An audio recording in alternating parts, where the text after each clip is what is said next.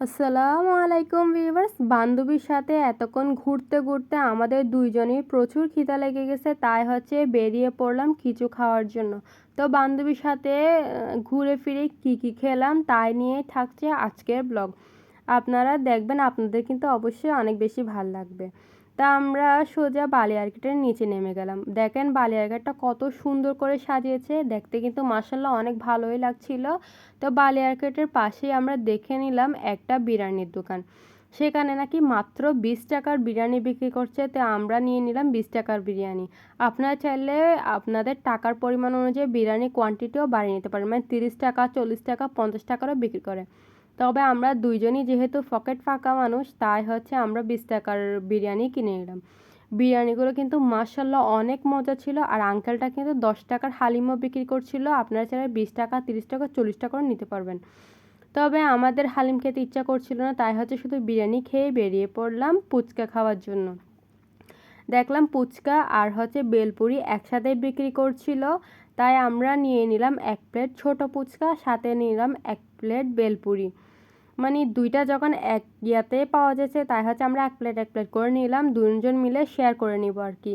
আমরা ভাইয়াকে অর্ডার দিয়ে আমরা পাশে বসে পড়লাম। পাশে বসে তো যে গল্প করতেছি, আশেপাশের মানুষ সবাই আমাদের দিকে তাকিয়েছিল।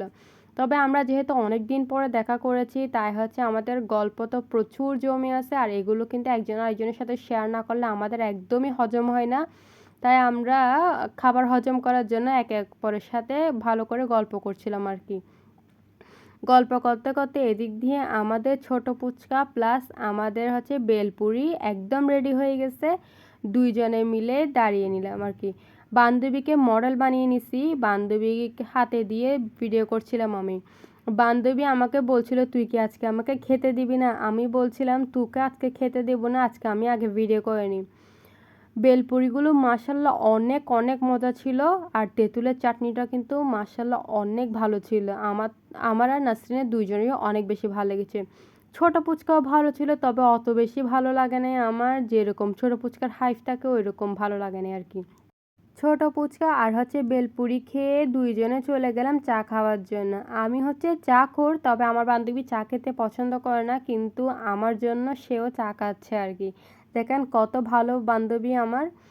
তো দুইজনে মিলে চা খেতে খেতে প্রায় রাত 9টা বেজে গেছে। এখন তো বাসায় যাওয়ার জন্য রওনা দিতে হবে, না হলে কিন্তু প্রচুর লেট হয়ে যাবে। তা আমার বাসা যেহেতু অনেক দূরে, আমি বের করে নিলাম ব্লুটুথ হেডফোন, কারণ গান শুনে শুনে গেলে রাস্তাটা খুব তাড়াতাড়ি কেটে যাবে, না হলে তো পুরো বোর হয়ে যাব। গাড়িতে ওঠার পর চিন্তা করছিলাম, এত তাড়াতাড়ি রাতটা কেন হয়ে গেল। রাতটা আরেকটু দেরি করে হলে আমি আমার বান্ধবীর সাথে আরও কিছুক্ষণ সময় কাটাতে পারতাম। আসলে এরকম বন্ধু বান্ধবীর সাথে সময় কাটাতে সবারই অনেক বেশি ভাল লাগে। আমার তো অনেক অনেক বেশি ভাল লাগে। যত বাসার কাছে পৌঁছাচ্ছিলাম আমি আমার বান্ধবীকে তত বেশি মিস করছিলাম। এরকম মুমেন্ট যেন সব সময় আসে। আল্লাহ হাফেজ।